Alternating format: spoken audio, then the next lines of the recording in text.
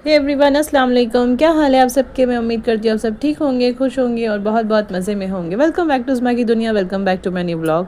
दिन का आगाज़ हो गया है और ब्रेकफास्ट हो रहा है। और आज अब्बू नहीं है बच्चों के, तो आज सिर्फ हम लोगों का ब्रेकफास्ट हो रहा है, बच्चे और मेरा। तो मैंने आज क्या किया, आज ना तीनों का ब्रेकफास्ट मैं इकट्ठा बनाकर लेकर आ गई और फिर बस हम ब्रेकफास्ट के लिए बैठ गए। यूजुअली क्या होता है, जब उनके अब्बू होते हैं ना, मेरे हस्बैंड होते हैं, तो मैं पहले उनको ब्रेकफास्ट बना कर देती हूँ, फिर बच्चों का बनाती हूँ, या फिर अगर बच्चे पहले उठे होते हैं पहले बच्चों का बनाती हूँ, फिर उनका बनाती हूँ और फिर लास्ट में मैं अपना ब्रेकफास्ट करती हूँ। बट आज वो नहीं थे, तो बस फिर हमने सोचा चलो तीनों तीन एक साथ कर लेते हैं। और बस फिर यहाँ पर मैंने रात में हमने बनाई थी आज गाजर गोश्त की सब्ज़ी बनाई थी रात में। तो वही सब्ज़ी रखी हुई थी रात की, तो हमने सोचा चलो ठीक है ब्रेकफास्ट आज इसी का करते हैं। तो मैंने उसके साथ में पराठे बनाई थी और बच्चों के लिए बनाना शेक बनाया था। तो बस, और गाजर गोश्त ना सीरियसली जब बासी हो जाए ना, मतलब सुबह का बना हुआ शाम में या रात का बना हुआ सुबह में, तो ब्रेकफास्ट उसके साथ में पराठे के साथ में बहुत मज़ेदार लगता है। तो हमारे घर में अक्सर ना जब भी कभी गाजर गोश्त बनता है तो थोड़ा सा एक्स्ट्रा बनता है, ताकि वो दूसरे टाइम भी खाया जा सके। और उसमें मेथी भी ज़रूर पड़ती है, मेथी की वजह से ना बहुत ही अच्छा टेस्ट आता है उसका। तो बस यहाँ पर वही था ब्रेकफास्ट में। आज मैंने ना कुछ अलग से कुछ बनाया नहीं था, बस उसके साथ में पराठे बनाए थे और पराठे के साथ में वाकई में बहुत ज़बरदस्त टेस्ट आ रहा था इसका। और ना पराठे भी ना घी के बने हुए होने चाहिए। और फिर जब ये सब्ज़ी दोबारा से गर्म होती है ना, तो उसके अंदर भी हम घी डालते हैं, तो खाकर बहुत ही मज़ा आ जाता है, वाकई में बहुत ज़बरदस्त लगता है। आप लोग भी कभी ट्राई करना ना, गोश्त में गाजर डालकर मेथी वगैरह थोड़े एक आलू, और बहुत ही टेस्टी लगता है, सच में मज़ा आ जाता है खाकर। तो बस आज हमारा ब्रेकफास्ट तो यही होना था। आज अब्बू तो थे नहीं बच्चों के, तो वो गए हुए थे किसी काम से बाहर। तो आज पूरा दिन भर बच्चों के साथ में लेफ़्ट राइट मुझे अकेली को करनी थी। बच्चों के स्कूल वगैरह भी थे, क्योंकि वीकडेज़ चल रहे थे, तो बच्चों के स्कूल भी थे। आयशा तो खैर चली जाती है, बट मोहम्मद को ले जाना मुझे करना था आज। तो आज मेरा काम बढ़ने वाला था। बस सीरियसली, मतलब जब वो होते ना, मेरे बहुत सारे काम इतने आसानी से हो जाते हैं, बट जब वो नहीं होते मेरे बहुत सारे काम बढ़ जाते हैं सच में। तो बस यहाँ पर ब्रेकफास्ट वगैरह होने के बाद में आयशा चली गई थी स्कूल। आयशा के जाने के बाद में फिर मोहम्मद की बारी आ जाती, फिर मोहम्मद को लेकर जा रही थी। और मोहम्मद आजकल ना यूनिफॉर्म में स्कूल नहीं जा रहा है, क्योंकि उसके स्कूल में ना कलर डेज़ चल रहे हैं। कभी रेड कलर पहन के जाना होता है, कभी उसको येलो पहन के जाना होता है, कभी ग्रीन पहन के जाना होता है। तो फिर बस उसी हिसाब से मोहम्मद जा रहा था अपने स्कूल। और अच्छा, एक बात और है, जब उनके अब्बू नहीं होते ना, तो भी मोहम्मद बड़े खुशी खुशी स्कूल जाता है। जब वो घर पर होते थे हमेशा थोड़ा सा मुंह लटकाते हुए स्कूल जाता है, क्योंकि वो ना इसको ना शय देते हैं। मतलब ना, जब अगर ये थोड़ा सा भी नर्वस होता है तो वो उसको मना कर देंगे या इसको थोड़ा सा पैम्पर करेंगे। तो वही ना, बच्चे को थोड़ा सा जहाँ पर ज़्यादा एक्स्ट्रा लगता है कि एक्स्ट्रा अटेंशन मिल रही, तो वो और लेने की कोशिश करता है। तो बस, लेकिन जब भी कभी वो नहीं होते हैं ना और वो मेरे साथ स्कूल जाता है, इतना खुशी खुशी हो जाएगा एकदम, बिल्कुल एकदम जैसे ना एकदम रेडी हो जाएगा अपने आप, अपने टाइम से पहले, और सारी चीज़ें कर लेगा।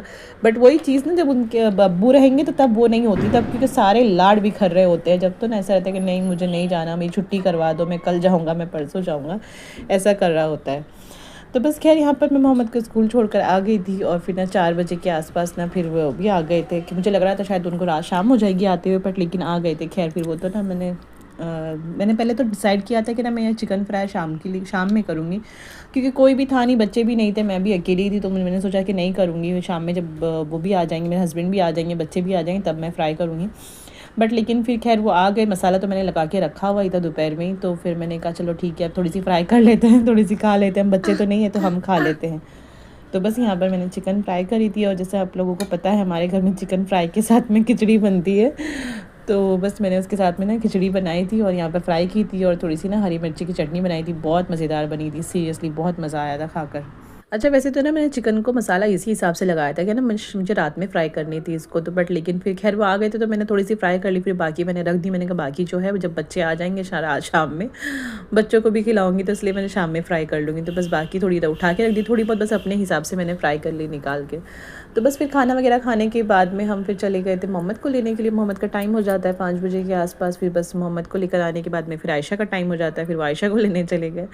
और फिर बस ये ना 6:30-7 बजे के आसपास की बात थी ना, जब अक्सर क्या होता है ना, जब शाम के टाइम पे हम लोग शाम में चाय नाश्ता वगैरह कर रहे होते हैं, तो वो रोज़ाना ना बाहर से कुछ ना कुछ लेकर ही आते हैं। वो जलेबी वगैरह या कटलेट्स वगैरह कुछ ना कुछ ना रहता ही है शाम में। ऑब्वियस सी बात है, शाम में चाय खाली नहीं पी जाती, चाय के साथ में कुछ ना कुछ स्नैक्स चाहिए ही होता है।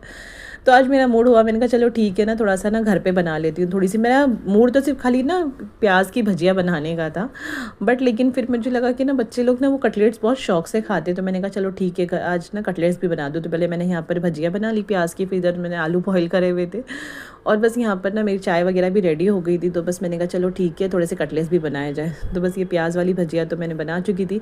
इंशाल्लाह मैं आपको ना इस प्याज वाली भजिया की भी ना कभी रेसिपी बताऊंगी, जो बहुत ही क्रिस्पी एकदम ना करारी बनती है। मतलब मुझे तो पता नहीं आप लोगों के पास, आप लोग कहाँ से मुझे देखते हो, बट लेकिन यहाँ मुंबई में ना प्याज की भजिया बहुत ही ज़्यादा मिलती है, और वो एकदम क्रिस्पी वाली मिलती है, और मतलब बहुत शौक से खाई जाती है। जैसा वड़ा पाव यहाँ पे बहुत शौक से खाया जाता है ना, तो इसी तरीके से ना यहाँ पे प्याज की भजिया बहुत शौक से खाई जाती है। तो ना इंशाल्लाह मैं आगे रमज़ान भी आ रहा है, तो रमज़ान में पकौड़ियाँ वगैरह खूब बनती है, तो इंशाल्लाह मैं आपको उसकी रेसिपी दूँगी।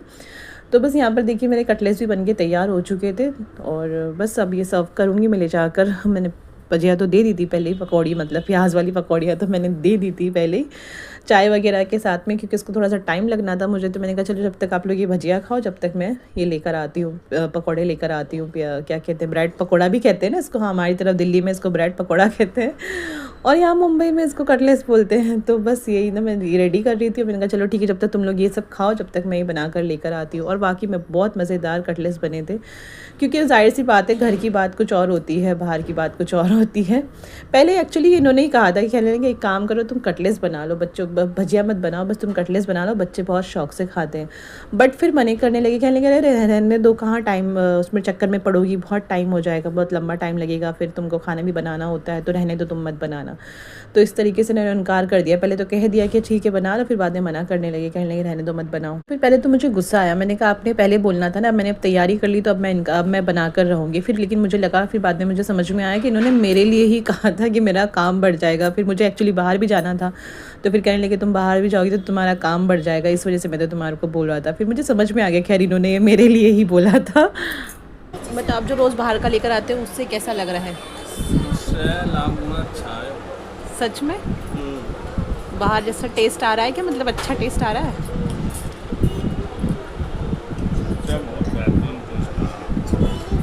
तो अब आप मुझे बताओ, आपने जब मुझे बना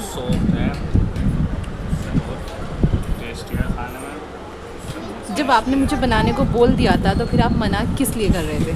एक्सप्लेनेशन चाहिए मुझे इस चीज़ की, हाँ बताओ जल्दी से। लग रहा था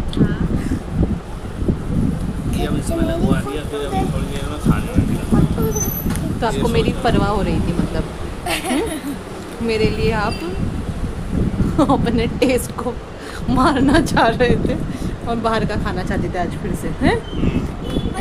थैंक यू सो मच मेरी इतनी परवाह करने के लिए। पर कभी कभार तो मैं आपको घर का बना के खिलाई सकती हूँ, पर कभी कभार ही खिलाऊंगी। खाओ मोहम्मद। कैसे वो मिर्ची भी, उसमें चटनी भी है, सॉस भी है, दोनों है। हाँ गर्म है वो बहुत। चलो खाओ, मैं और लाती हूँ बना के। हाँ, ओके। तो बस इनका ना मन कर रहा होता है कुछ कुछ खाने का, बट लेकिन ये सिर्फ मेरी वजह से नहीं बताते कि ना मतलब मुझे मेहनत करनी पड़ेगी, मुझे मतलब मेरा टाइम जाएगा और मैं थक जाऊंगी वगैरह वगैरह, ऐसे इनके एक्सक्यूज़ेस होते हैं। फिर बाद में जब मैं इनके पीछे पड़ जाती हूँ ना, मैं इनसे कहती हूँ क्यों नहीं बताते अब अपने मन की बात कि आपको क्या खाना है। और मैं हमेशा कहती हूँ उनसे कि ना आपका जिस चीज़ का मन किया करे ना आप मुझे बता दिया करो। और मैं ऐसा बर्डन लेके मैंने आज तक कभी कुछ नहीं बनाया। अगर मैं इस वक्त कंफर्टेबल नहीं हूँ बनाने के लिए तो मैं मना कर देती हूँ साहब कि मैं नहीं बना रही, मैं नेक्स्ट टाइम बना कर दूँगी। बट पता ही नहीं क्यों इनको फिर भी ऐसा लगता है कि ना मतलब मैं थक जाऊँगी या मेरा काम बढ़ जाएगा, हमेशा इस वजह से अपनी ना इच्छा को अवॉइड कर रहे होते हैं कि नहीं मेरा नहीं मन कर रहा वगैरह वगैरह, इस तरह करते हैं। मेरी शादी को 10 साल हो गए हैं, बट आज तक इन्होंने मुझे कभी सोते हुए नहीं उठाया, चाहे वो दोपहर की बात हो, चाहे सुबह की बात हो, किसी भी वक्त की बात हो, ब्रेकफास्ट का टाइम हो रहा हो नहीं हो रहा हो, इन्होंने आज तक कभी मुझे उठाकर नहीं कहा है कि भाई उठो और उठकर मुझे नाश्ता दो, कभी भी नहीं। यहाँ तक कि बच्चों के लिए भी कभी नहीं कहते कि भाई बच्चों को नाश्ता दे दो, या जैसे बच्चे कभी कभार जल्दी उठे होते हैं, जैसे उनकी छुट्टियाँ होती है, अक्सर ऐसा होता है ना जब छुट्टियाँ होती हैं बच्चों की उस दिन सबसे पहले बच्चे जल्दी उठ जाते हैं। तो उस दिन भी कभी ऐसा होता है कि बच्चे उठ गए हैं तो ये बाहर से लेकर आके बच्चों को नाश्ता वगैरह करा देंगे, बट मुझे कभी नहीं उठाएंगे। और कभी कभार जैसा जब बच्चों की स्कूल होती है समटाइम्स ऐसे भी होता है कि उस बीच में भी ना आँख जल्दी से खुलती नहीं, किसी दिन ऐसा होता है कि बहुत देर से सोए होते हैं तो सुबह में देर से आँख खुलती है, तो उस दिन भी इनका ऐसा रहता है कि ना मतलब ये मुझे नहीं उठाएंगे। और मैंने इनसे कई दफ़ा कहा हुआ है, क्योंकि हमेशा ही ये मेरे से पहले उठ जाते हैं। मैं इनसे कहती हूँ जब आप उठ जाते हो तो मुझे उठा दिया करो, बट ये उठाते ही नहीं। कई दफ़ा ऐसा होता है कि ना जब लेट हो रहा होता है ना तो ये बोलेंगे चल जाने दे, आज छुट्टी करा दे परी की मतलब आयशा की छुट्टी करा दे, कोई बात नहीं, लेट हो गया, अब तुम भागा दौड़ी करोगी, टिफ़िन बनाओगी, नाश्ता बनाओगी, तो आज उसकी छुट्टी करा देते हैं। बट फिर मैं ही ज़्यादा इंसिस्ट करती हूँ। मैंने कहा नहीं ऐसे नहीं है। मैंने कहा आप उठाते क्यों नहीं जब आप उठे होते हो, लेकिन नहीं, कभी भी नहीं, आज तक सीरियसली कभी नहीं इन्होंने उठाया। और ये बात मुझे इनकी इतनी अच्छी लगती है सीरियसली, मतलब ना ये मेरे कंफर्ट का पूरा पूरा ख्याल रखते हैं कि मतलब मुझे किसी चीज़ से परेशानी ना हो, वो उसका पूरा ख्याल रखते हैं। तो सच में अल्लाह का बहुत शुक्र है, बहुत एहसान है, अल्लाह मियाँ ने मुझे इतने अच्छे शौहर से नवाजा। सच में बहुत बहुत, जितना शुक्र अदा करूँ मैं उतना कम है सीरियसली। तो बस यहाँ पर देखिए मैं बातों बातों में मेरा ब्लॉग आगे निकल गया। मैं ना बस फिर शाम की चाय नाश्ता वगैरह करने के बाद हम लोग आ गए थे ज्वेलरी शॉप। हम लोगों को आना था, एक्चुअली हमारा अपॉइंटमेंट था पहले से ना। यहाँ पर हमने पहले मम्मी ने बात की, हमारे ना मतलब यहीं से हमारा सुना वगैरह बनता है ज़्यादातर। तो मैंने इनको फ़ोन किया था, मतलब मम्मी पहले भी 1-2 दफ़ा आके चक्कर लगा के गई है। मेरी छोटी वाली बहन की ना शादी होने वाली है, तो बस ना उसी की शादी के लिए हम लोग ज़ेवर वगैरह बना रहे हैं। तो बस उनको पहले भी आके गई थी मम्मी, तो उनके पास मैंने कुछ सेट वगैरह नहीं थे। तो उन्होंने कहा था कि ना आप अगली बार आओगे तो फ़ोन कर कराना। मैं अपनी मतलब इनकी जो मेन शॉप है ना थोड़ा सा बाहर है, तो उन्होंने कहा था मैं वहाँ से मंगा लूँगा यहाँ पर, तो अब तब आना। तो मम्मी ने इनको फ़ोन किया तो उन्होंने कहा था हाँ ठीक है मैं लेकर आ गया हूँ, आप आ जाओ, आधे 1 घंटे में आ जाना। तो बस ना वो इसी वजह से मना कर रहे थे मुझे ब्रेड पकौड़ा बनाने के लिए कि ना तुम अभी वहाँ जाओगी, फिर वहाँ से आने के बाद में फिर तुमको फिर खाने वगैरह में भी लगना है। तो मेरा खाना तो आज मुझे कुछ बनाना नहीं था, मैंने चिकन को फ्राई वगैरह करके मतलब मसाला वगैरह करके रखा हुआ था, तो मुझे सिर्फ आगे फ्राई करनी थी।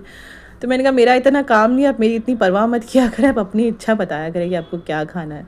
तो बस यहाँ पर हम लोगों ने कुछ सेट वगैरह देखे चूड़ियों के। हम लोगों को मतलब फ़िलहाल तो हम लोगों को चूड़ियों का ऑर्डर देना था कि ना हम लोगों को चूड़ियाँ बनवानी थी। 6 चूड़ी का सेट बनवाना था हम लोगों को, 2 मोटे कड़े और 4-4 चूड़ियाँ। हम तीनों बहनों के मतलब हम दोनों जो बड़ी बहन है हमारे पास भी ना ऐसी है चूड़ियाँ, हाथों की जो चूड़ियाँ ना वो 2 कड़े हैं और 4 चूड़ियों का सेट है। इस तरीके से हमारी दोनों की है।